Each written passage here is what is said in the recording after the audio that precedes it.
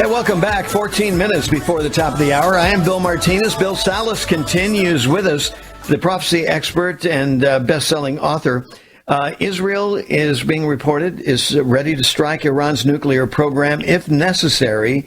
And what will that mean for America?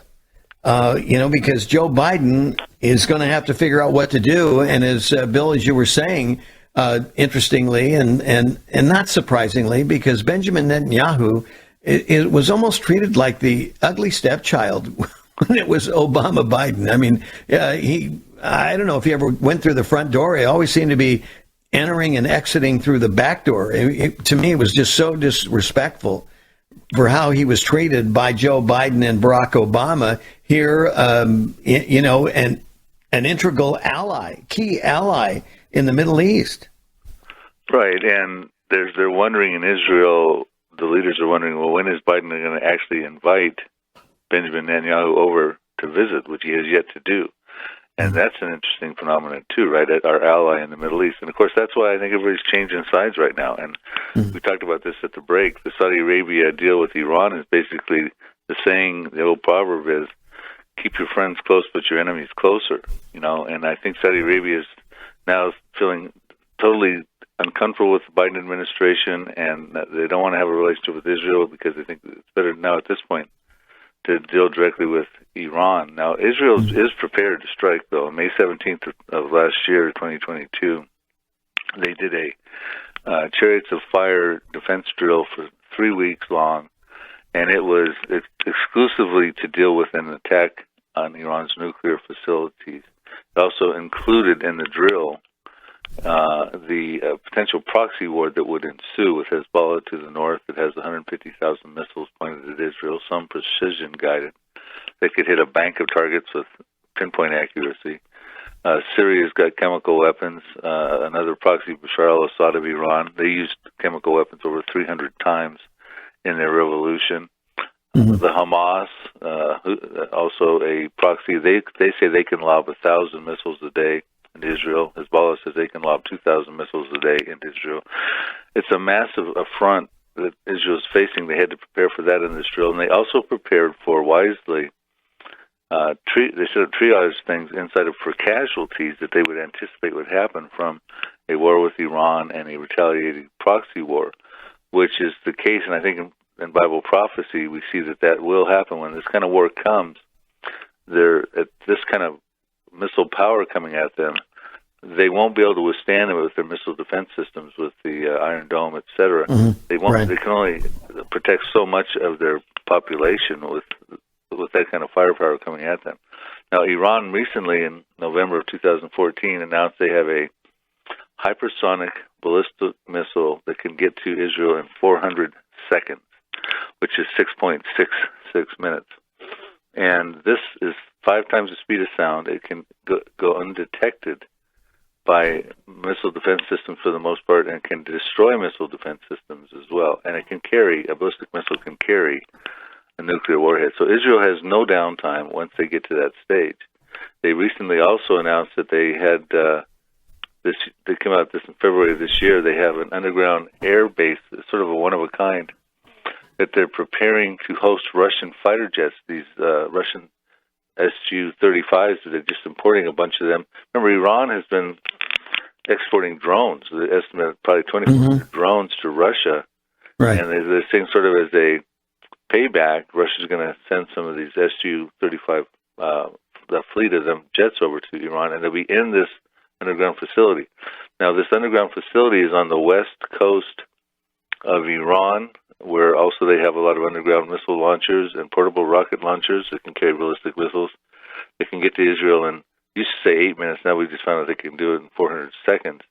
And that's the territory of a prophecy at the western side that hugs the Persian Gulf, an ancient prophecy written around 596 BC by the prophet Jeremiah. It looks like it's a nuclear prophecy that takes out that area, and it appears to be a nuclear disaster. And, of course, that's where they've got the Bashar nuclear reactor, Crown Jewel, right on the west coast, and Russia's building 2 more, Bashar 2 and Bashar 3. So depending on when this prophecy finds fulfillment, if it's related to that, and they've got to go take out those missile launchers. The prophecy actually reads, I'll just say a couple things about it real quick. It says that the Lord gets fiercely angry with Iran, the leadership of Iran, because they want to launch something lethal somewhere. So he says he's going to bring about a disaster, and he's going to break the bow, the missile launching capabilities of Islam, which is the western side of Iran, at the foremost of their might, which would be probably their nuclear program. Of course, the Bashar nuclear reactor is there. Of course, Iran has more than just that Bashar nuclear reactor on the west coast there. They have, the Fordow and the Natanz and those other places closer toward central Iran. Israel had to take those out as well. But this prophecy is specifically dealing with that particular area.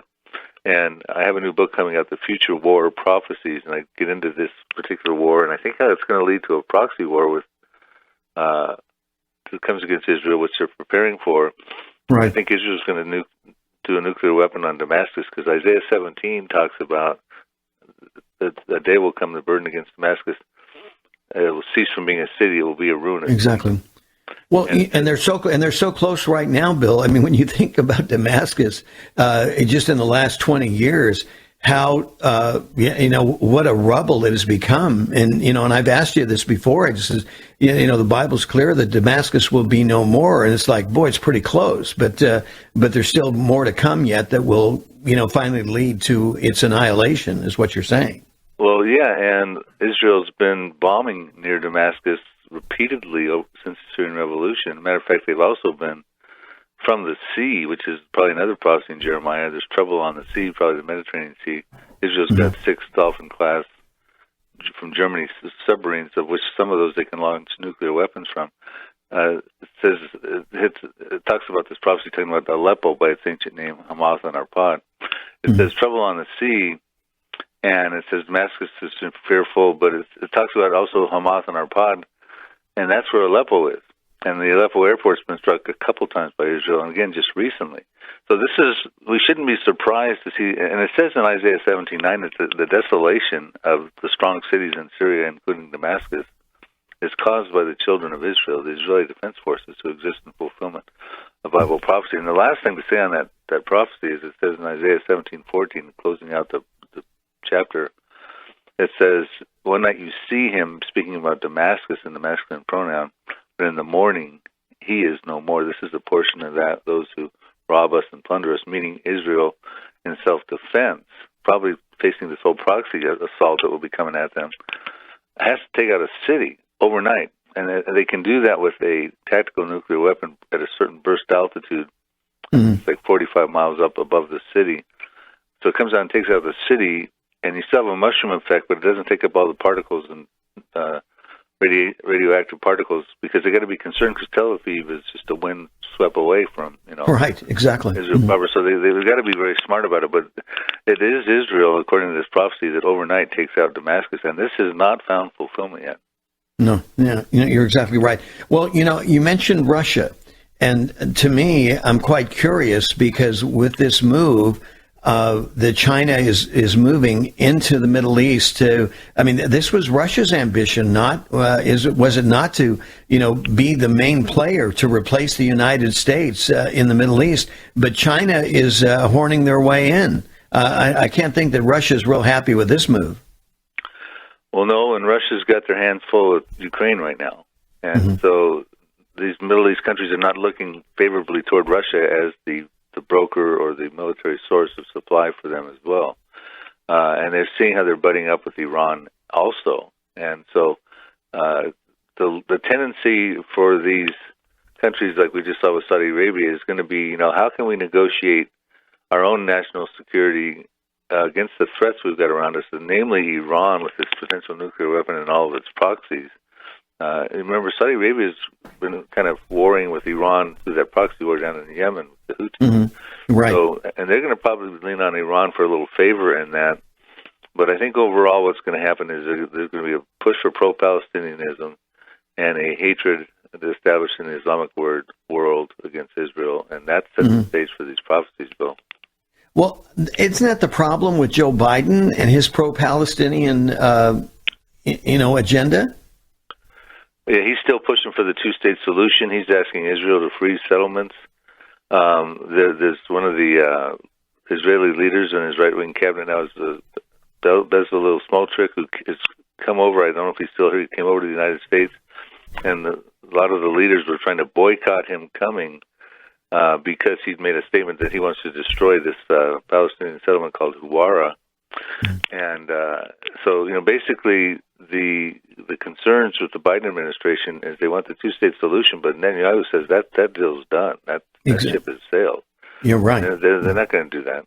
Mm-hmm. Well, and you see, this is, again, this has a direct impact on the relevance of the United States because of the leadership that we're stuck with right now. Am I overstating that? No, and basically that's why we're seeing all these geopolitical shifts in the Middle East, because they saw how the poor withdrawal out of Afghanistan, Biden couldn't affect Saudi Arabia getting the oil out of the spigot increased when we needed it, and his handling of the Ukraine. So they're moving their own positions right now, like chess pieces in the Middle East. Mm-hmm. Wow. So what do we do, Bill, besides pray? Well, definitely pray, but people need to read their word and learn these prophecies so they can see what's coming.